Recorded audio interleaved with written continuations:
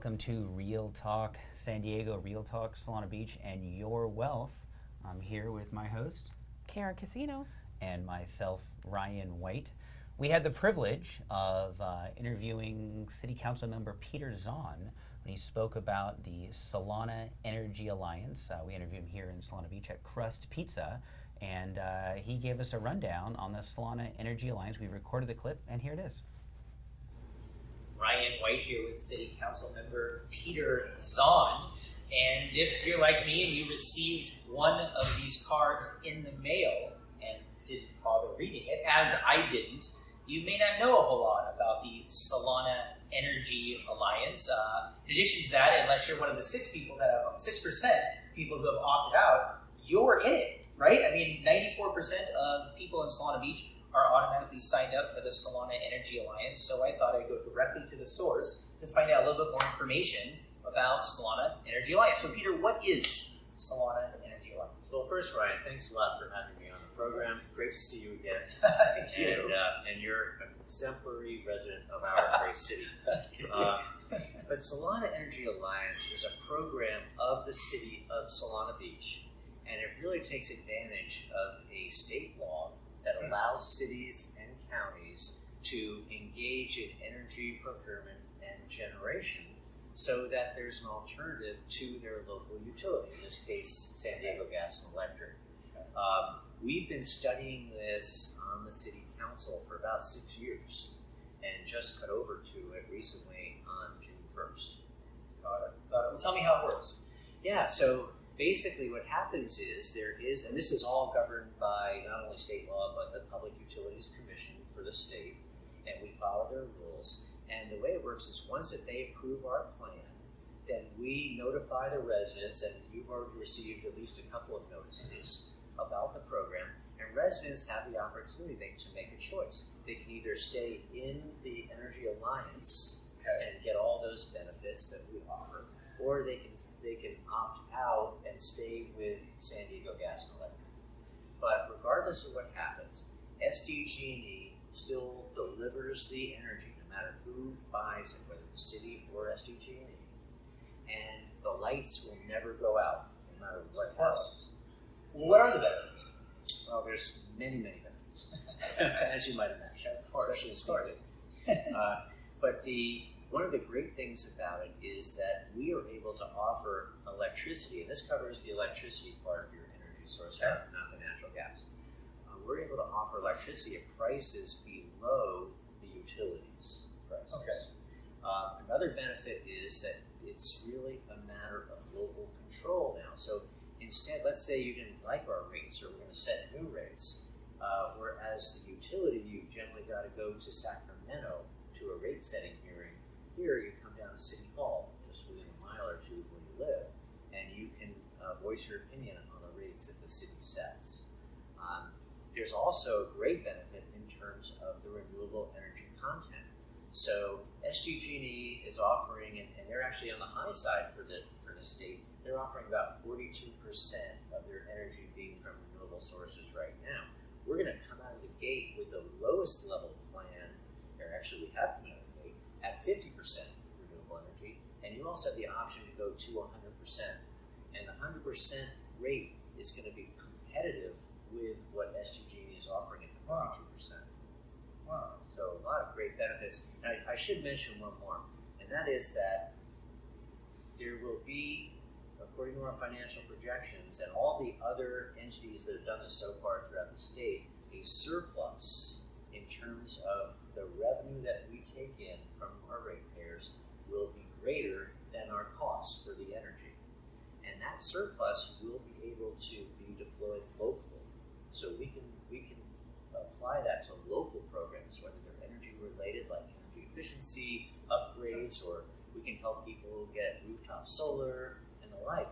We're a nonprofit essentially. So Sempra, the parent of SDG&E, they have shareholders, right, highly compensated people, and that's where a lot of their profits go. We don't have that in our city.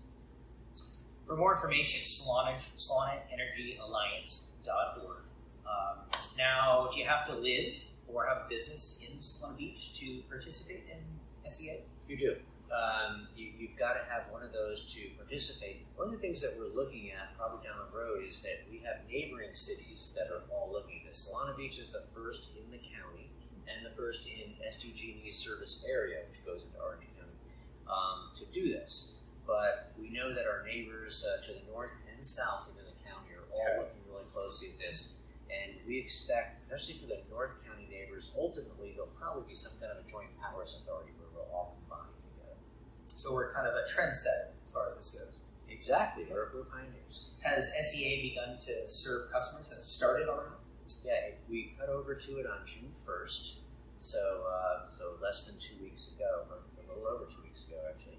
And yeah, it's going well. In fact, this participation rate that we have is 94%. You were talking about opting out and that choice. So we're very pleased with the response so far. But let me just mention, the fact is that, and with these notices that have gone out, and by the way, there'll be 2 more notices coming, and maybe a third that talks about race. So customers will still have a chance to opt out if they would like. This is going to be a tremendous program just in terms of those rates staying very strong. Good. How long has the city been considering something like this? Yeah, good question. We've been looking at this actually since 2012, and we've been consulting with experts. And another thing to mention is that we also, through this process, have developed great relationships, and we're really contracting out a lot of the bulk of the operations here. So we have energy procurement experts who are helping to buy the energy. We've got people who are dealing with getting information over to SDG&E about the usage, because one of the also really great things about this is the ratepayers will continue to have just one bill, and the SDG&E bill, and we'll feed them the information from the electricity side, those who are in the SEA, and it'll all be very simple. It won't be much change. So that's how the partnership works with Solana Energy Alliance and SDG&E. That's right. And so we've had to work very closely with them on that. So in a sense, Solana Energy Alliance, does that replace SDG&E? Well, it replaces them only on the electricity generation and procurement side. SDG&E continues to maintain the poles and wires. They deliver the electricity, and we pay them a set price to deliver that energy. So they make money still on this deal. Sure, it makes sense. There's still wires and cables and undergrounding. We're not replacing those. We're using the existing. Exactly. Yeah, makes sense. Is there a grace period in terms of sign up? There is, within 60 days after that June 1st date, and there'll be additional notices, as I've said, during that time, customers who wish to opt out need to make that happen, make that choice then. Otherwise, they will be, they'll be subject, those who go with SDG&E, let's say they want to opt out, they will be subject to SDG&E's rules after that, and essentially they can have, it may take a year for them to get back in the plan. So, yeah, I don't know if that was too confusing on that, but it does get a little bit in the weeds. But the opportunity, though, is, and one of the key things to remember is that residents and businesses need to do nothing, really, and they're in the plan, and they get all the benefits of the plan. The only choice that if they want to stay in the plan, they should make is if they want to opt up, we call it opting up, to get a higher renewable content, to go to that 75% or 100% renewable content.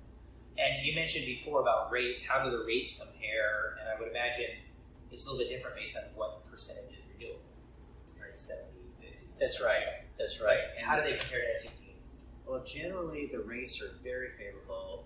We're looking on the generation costs right now, about a 3% difference, which doesn't sound like a lot, but coming out of the gate is very significant. And plus, SDG&E has applications in right now with the Public Utilities Commission to increase over the next 3 years significantly their rates. So this is very competitive. And as I mentioned before, for a higher level of renewable content, to be getting prices lower or at the same as SDG&E is very powerful.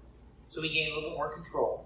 We certainly add a lot of green elements with the ability of dictating how much we want to pay for our green energy. Meaning you can choose your amount of greenness Is that a That's correct right. statement, I suppose? Yes, very well put.